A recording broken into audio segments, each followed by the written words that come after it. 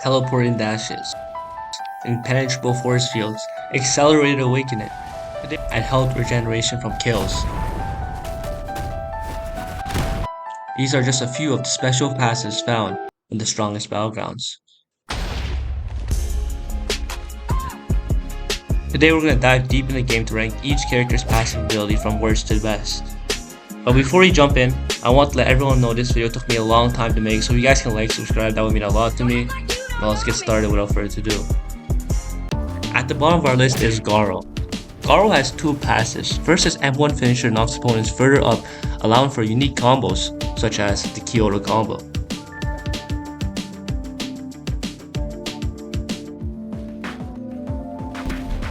Now his second passive, you guys probably don't notice, but his second passive makes it. So when Garou activates a finisher, when he kills an opponent, he also gets a little bit of health, so he gets a health pack, he heals a little bit. Honestly, this passive is pretty boring and not that useful. Landing Garou at the bottom of our list, this really only shines when you're being attacked by multiple people, you're getting teamed on, so it's not really that good, so that's why it's at the bottom of our list. Next up is Atomic Samurai. Before my research, I had no idea what Atomic Samurai's passive actually did. I knew after you got a kill, you would get a cool fire sword. That's all I knew. It was just a cool fire sword to me, I didn't know what it did. After some research, Atomic Samurai's passive is that the fire sword gives a 25% increase in M1 chain damage, which also applies for your awakening. So that means instead of 14 damage M1 combo, you would do a 20 damage M1 combo, which is pretty good, but it's also kind of boring. And this fire sword only lasts 10 seconds in your base, so it's not that useful as well. That's why it's all the way down here at the bottom of our list. Moving on, we have Metal Bat. Metal Bat has two separate passives. His first passive ensures that every M1 chain ends with a down slam. So this is actually really useful because it makes it so combos are super easy, and all of Metal Bat's moves actually hit grounded opponents, people that are ragdolled on the ground. So this is great for the character, and it's just great in general. Metal Bat's second passive is something that many of you guys probably do not know. Metal Bat gains 50% of the awakening that the person that is hitting you receives. So let's say the person gets half his mode while he's doing damage to you, you get a quarter of your mode added onto yours. So that sounds great and all, like you gain your ultimate faster, but no. In fact, Metal Bat needs the most amount of damage to get his awakening. Let me put it in perspective to you guys. The time it takes to get one Metal Bat awakening is the same amount of time it takes to get 3 Saitama awakenings. That's crazy to me, and it should be crazy to everyone. You could get 3 serious punches before you get one Metal Bat ult. You could get 3 death counters before you can get one Metal Bat ult. No, it doesn't make any sense. So while Metal Bat's first passive is great, the second one is very situational, so that's why Metal Bat is in the low mid tier. Now let's talk about Genos, who has the most passives in the game. Genos has 3 passives. First is Explosive Evasive. Basically, when you use your evasive, it creates a small AoE explosion that deals 10 damage.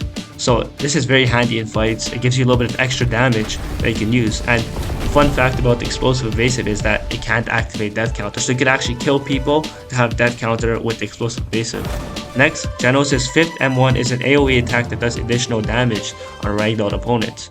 So this is great for continuing combos and creating easy 100-0 combos with Genos.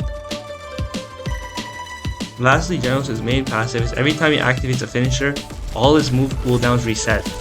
This is fantastic for dealing with teamers and allows for some cool tricks, like getting on top of the wall that borders the map.